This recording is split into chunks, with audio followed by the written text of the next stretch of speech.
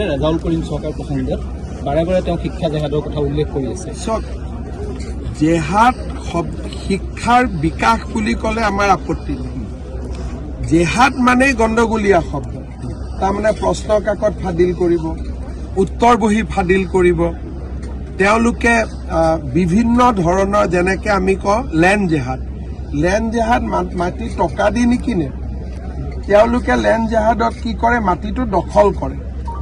তাৰপিছত আমি কওঁ ফাৰ্টিলাইজাৰ জেহাদত তেওঁলোকে কি কৰে যে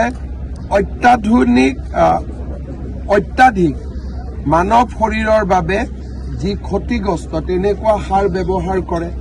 যেতিয়া আমি লাভ জেহাদ বুলি কওঁ, ছোৱালীজনী ঘৰৰ পৰা দেউতাক মাকৰ সন্মতিত বিয়া কৰাই লৈ নাযায়, ফুচুলাই পেলাই লৈ যায়।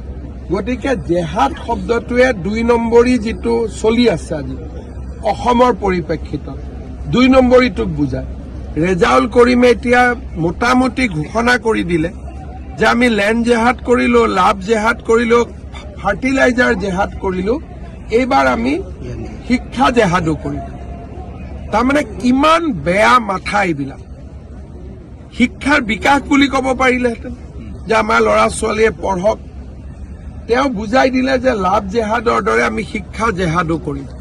যিটো USTMত আৰম্ভ হৈছিলে, এতিয়া তেওঁলোকে এইটো আনুষ্ঠানিকতা দি দিলে। গতিকে এনেকুৱা কৰি থাকিলে কেতিয়াবা ৰেজাউল কৰিমক জেলত ভৰাব লাগিব। নাই কেতিয়াবা, আজি এতিয়ালৈকেতো আইন ভাঙা নাই, মুখেদি ক'লেতো আইন নাভাঙে, কিন্তু এনেকে বেছি কথা কৈ থাকিলে জেলত যাব লাগিব। চক্ৰ নাই, মিয়া মুছলমানৰ একাংশই এনেকুৱাই কৰি থাকে। কম্পিউটাৰতো জেহাদ কৰি ৰাখি দিছে, ATMতো জেহাদ কৰি ৰাখি থৈ দিছে। একাংশ ব্যক্তি যেনেকে মৰিগাঁৱত এতিয়াতো গোটেই মানে ইণ্টাৰনেট জেহাদৰ এটা ডাঙৰ কেন্দ্ৰ কৰি পেলাইছে। এইবিলাক চব ডকুমেণ্টেড ব্যৱস্থা হয়। একাংশ লোক এনেকুৱা আছে আৰু তেওঁলোকে অসমখনটো খাই পেলাব। আজি বিজেপি আছে বুলি ক'ৰবাত বাচি আছে, নহ'লে এইটো ৰেজাউল কৰিমৰ দৰে মানুহটোতো আমাৰ বৰ ঘৰতে সোমাব। ৰেজাউল কৰিম চৰকাৰ প্ৰসংগত বাৰে বাৰে তেওঁ শিক্ষা জেহাদৰ কথা উল্লেখ কৰি আছে। জেহাদ শিক্ষাৰ বিকাশ বুলি ক'লে আমাৰ আপত্তি নাই। জেহাদ মানে গণ্ডগোলীয়া শব্দ, তাৰমানে প্ৰশ্ন কাকত ফাদিল কৰিব, উত্তৰ বহি ফাদিল কৰিব। তেওঁলোকে বিভিন্ন ধৰণৰ যেনেকৈ আমি কওঁ লেণ্ড জেহাদ মাটি টকা দি নিকিনে। তেওঁলোকে লেণ্ড জেহাদত কি কৰে, মাটিটো দখল কৰে। তাৰপিছত আমি কওঁ ফাৰ্টিলাইজাৰ জেহাদত তেওঁলোকে কি কৰে যে অত্যাধিক মানৱ শৰীৰৰ বাবে যি ক্ষতিগ্ৰস্ত তেনেকুৱা সাৰ ব্যৱহাৰ কৰে। যেতিয়া আমি লাভ জেহাদ বুলি কওঁ, ছোৱালীজনী ঘৰৰ পৰা দেউতাক মাকৰ সন্মতিত বিয়া কৰাই লৈ নাযায়, ফুচুলাই পেলাই লৈ যায়।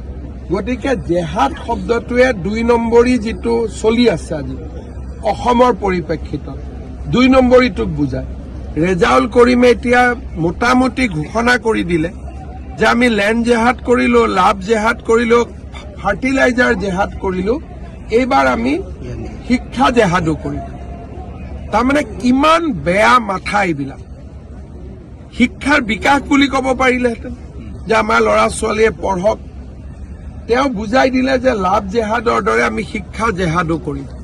যিটো USTMত আৰম্ভ হৈছিলে, এতিয়া তেওঁলোকে এইটো আনুষ্ঠানিকতা দি দিলে। গতিকে এনেকুৱা কৰি থাকিলে কেতিয়াবা ৰেজাউল কৰিমক জেলত ভৰাব লাগিব।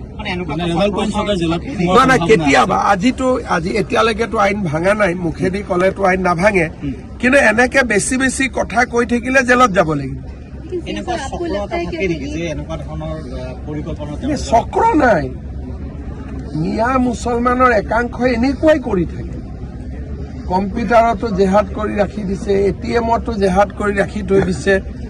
একাংশ ব্যক্তি যেনেকে মৰিগাঁৱত এতিয়াতো গোটেই মানে ইণ্টাৰনেট জেহাদৰ এটা ডাঙৰ কেন্দ্ৰ কৰি পেলাইছে। এইবিলাক চব ডকুমেণ্টেড ব্যৱস্থা হয়। একাংশ লোক এনেকুৱা আছে আৰু তেওঁলোকে অসমখনটো খাই পেলাব।